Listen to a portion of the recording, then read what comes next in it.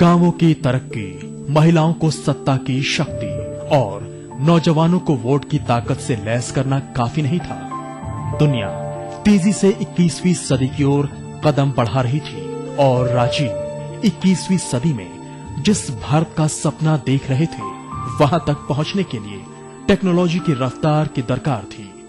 राजीव की इसी बेसब्री ने उन्हें कंप्यूटर और संचार क्रांति का रास्ता दिखाया।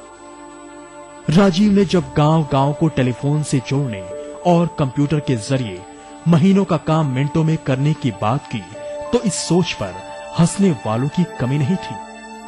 He raised the confidence of the country. He emphasized the importance of technology, the information technology in particular, and I think he showed to the world that he had a dream. He too had a dream. That's what he said, and I think we all got enthused by seeing a young, idealistic, dynamic person.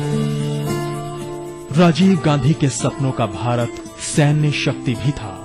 वो अमन के पैरोकार थे, लेकिन जानते थे कि शांति और अहिंसा की बातें मजबूत मुल्क को ही शोभा देती हैं। We believe in human rights and human dignity. We believe that every human being has an inalienable right to lead a life of dignity. Peace cannot be bought through the mere control of armaments, while encouraging the development of newer generations of weapons, nuclear and conventional. मजबूत भारत के अपने सपनों को पूरा करने के लिए राजीव ने मिसाइल और परमाणु कार्यक्रमों की रफ्तार बढ़ाने का फैसला किया।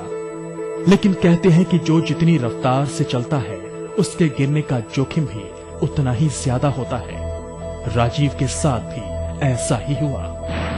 भारतीय फौज को मजबूती देने के लिए उनकी सरकार ने स्वीडन की बोफोर्स कंपनी से तोपें खरीदने का सौदा किया था। उसमें दलाली का ऐसा बवंडर मचा, जिसने राजीव गांधी के बेदाग राजनीतिक जीवन पर बदनामी का ग्रहण लगा दिया। राजीव अचानक राजनीति के ऐसे चक्रव्यूह में घिर गए, जिससे निकल पाने का सियासी तजुर्बा उनके पास नहीं था। Well, what happened was his inexperience in running a government. Many of us were equally inexperienced, but we had limited jurisdiction, portfolios. He had the whole government with him, and he worked very hard. He worked long hours, but inexperience showed up. Rajiv Gandhi राजनीति के जिस राह पर सरपट दौड़ रहे थे, उस पर बोफोर्स ने ब्रेक लगा दिया। मिस्टर क्लीन के तौर पर राजनीति के गलियारों में दाखिल होने वाले राजीव बोफोर्स की बदनामी का बोझ लिए सत्ता की सीढ़ियों से फिसल गए और अधूरी रह गई नए भारत की उनकी सोच।